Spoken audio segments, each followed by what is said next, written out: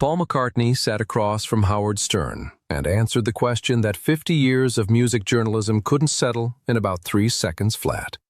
Not with a long, careful explanation, not with a diplomatic dodge. Just one name, delivered without blinking, without hesitating, without any of the polished softening you'd expect from a man who spent 5 decades absorbing blame for something he didn't do. John. John did it. That was it.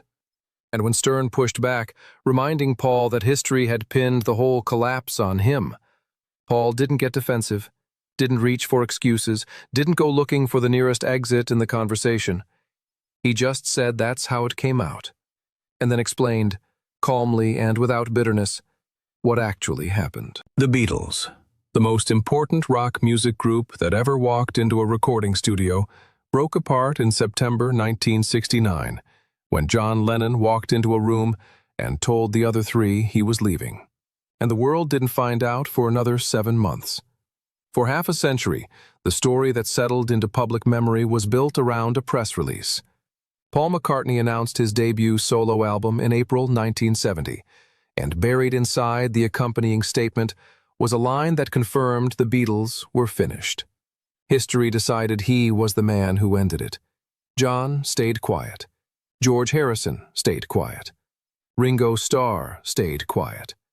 And Paul spent the years that followed telling every interviewer willing to listen that he'd had no choice but to live with that version of events, because it was the one the world chose to believe. What he couldn't say loudly enough, apparently, was that John Lennon's manager Alan Klein had convinced John to keep the September 1969 split a secret long enough to close a profitable business deal first.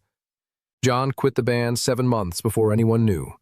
Paul got handed the blame because his timing was inconvenient, and none of that mattered because the narrative had already locked in around the wrong name. John and Ringo Starr were 29 years old when the Beatles stopped being a band.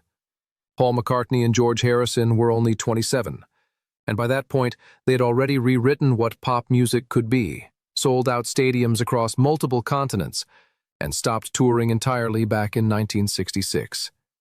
Without the road, without the shared mission that playing live gave them, the 4 of them drifted into separate lives, separate interests, and separate ideas about what music and fame were even for.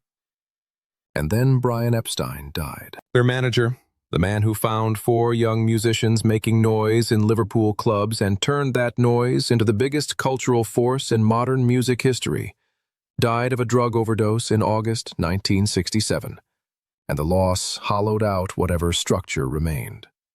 John Lennon admitted afterward that he'd been scared, that he knew they were in trouble, that beyond the actual act of playing music together, he didn't trust their ability to navigate anything else.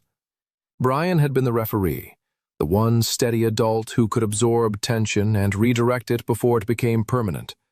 Without him, 4 enormous egos with no shared purpose and no mediator were left to collide with each other inside a recording studio every single day. What nobody expected was how ordinary the friction that followed would turn out to be. When Paul talks about Yoko Ono showing up to recording sessions, he doesn't describe some dramatic creative confrontation or philosophical clash about the direction of music. He describes something far more recognizable, something closer to office politics played out among people who cared too much to speak plainly. The studio had always been a closed space. Wives and girlfriends could stop by the control room for a short visit, but actually sitting inside the room while they worked? That wasn't done, and everyone understood it without needing it written down. And then John started bringing Yoko, settling her onto one of Paul's amplifiers, and nobody had the nerve to say a word to John directly about it. Paul admits this freely now.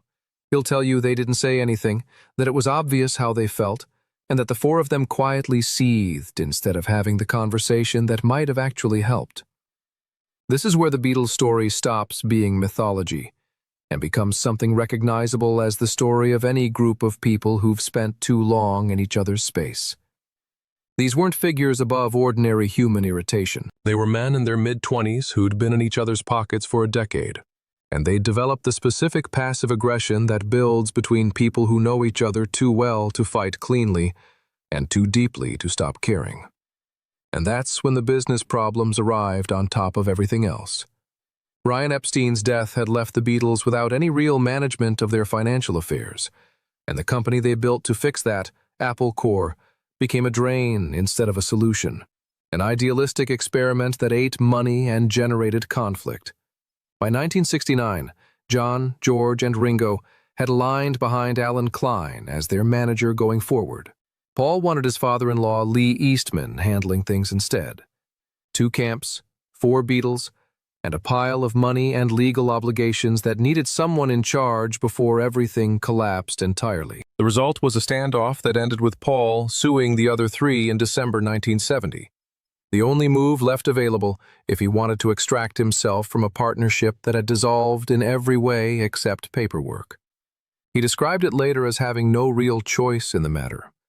Imagine reaching the point where suing the 3 people you built your entire life around is the only door left that opens. The Ringo story is the one that really captures how far gone things were before the lawsuits started. Paul had his debut solo album ready to release. The Beatles had Let It Be coming out around the same time, and Ringo Starr showed up at Paul's front door carrying a letter from John, George, and Ringo, telling Paul to delay his record so it wouldn't compete with the Beatles' release. Paul threw him out. He said this plainly on Howard Stern, without apology, confirming that he physically removed Ringo Starr from his home because the situation had reached that level of absurdity. The man who'd played drums on some of the most recorded songs in rock music history arrived as a messenger for the opposing side, and Paul had no interest in the message. The Beatles were already over, already dissolved in everything except the final paperwork. And here were 3 of them still trying to dictate what the 4th could do with his own album on his own timeline. The band had officially become its own worst argument. What came after the split played out through music, and it was uglier than most of the public realized in real time. Paul's Ram album arrived in May 1971 and contained a track called Too Many People, lines aimed directly at John and Yoko's public activism, at the preachiness that had come to define their public image. Paul confirmed this himself and described it as weaponizing songs, using the one tool they both shared not to express something genuine, but to throw a punch from a safe distance. John's response was a full song called How Do You Sleep, built entirely around dismantling Paul McCartney, calling his music worthless, telling the world the only song Paul had ever produced worth listening to was Yesterday, and weaving in the Paul is dead conspiracy that had trailed Paul for years as an additional cruelty. Paul described sitting with that as genuinely hurtful in a way that didn't fade quickly. John Lennon using his name, his reputation, his music as the target, from a studio, on a pressed and distributed album, for every music shop and radio station to handle. What Paul also said, though, was that he understood John well enough to hold on to context. He knew how John operated when he was in pain, knew that John said things he didn't necessarily mean, reached for the most devastating target available because that's where John aimed when something was eating at him. Knowing someone that deeply cuts in both directions. It let Paul absorb the blow eventually, even if sitting with it took longer than he probably expected. By 1975, the 2 of them had found their way back to each other. They jammed in Los Angeles, the kind of informal session that doesn't get the historical treatment the breakup does. Just 2 musicians in a room again, playing. By 1976, Paul was at John's apartment in New York, and the 2 of them watched Saturday Night Live together on a night when Lorne Michaels made a joking offer on the broadcast to pay the Beatles a few $1,000s to reunite on the spot. Paul and John actually talked about calling a cab and going over to the studio just to take him up on it and ruin the bit entirely. That small moment says more about where they'd landed than any official statement could. 2 men who'd spent years suing each other, sitting on a couch together, laughing about staging a surprise reunion just to be funny. The friendship that the diss tracks and the legal filings had buried under years of noise had come back. And then 4 years after that, in December of 1980, John Lennon was murdered outside his apartment building in New York, and the world Paul had rebuilt with him disappeared in an instant.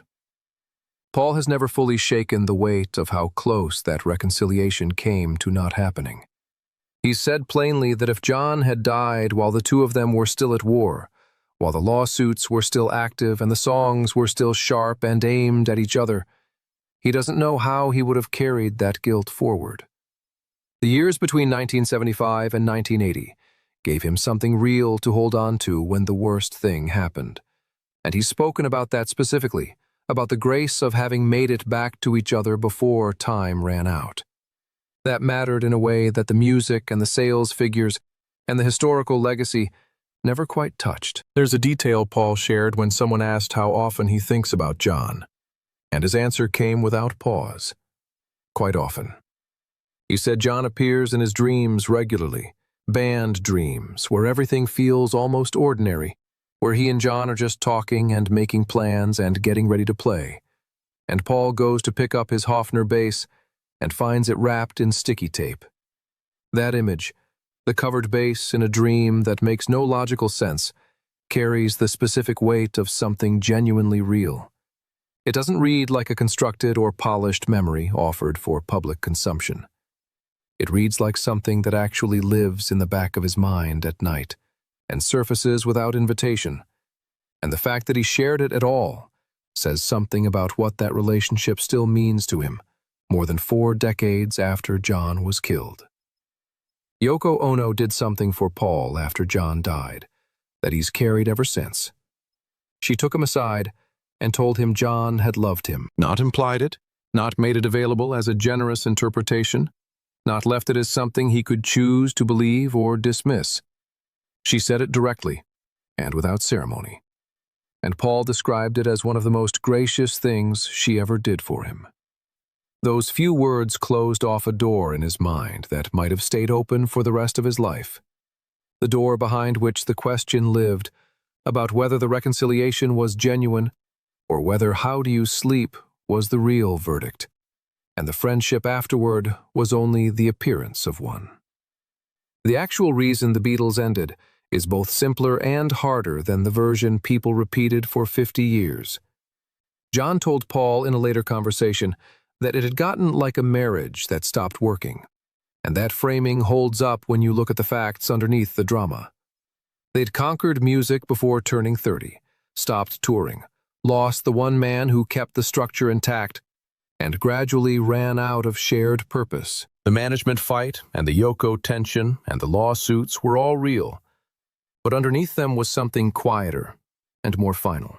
4 people who'd built their entire sense of self around one thing had outgrown it at different speeds. And John had found his next life and wasn't willing to wait for the others to catch up. He walked into a room in September 1969 and said he was done. 7 months later, Paul announced a solo album, and the world handed him the bill. It took one name and 50 years to correct the record.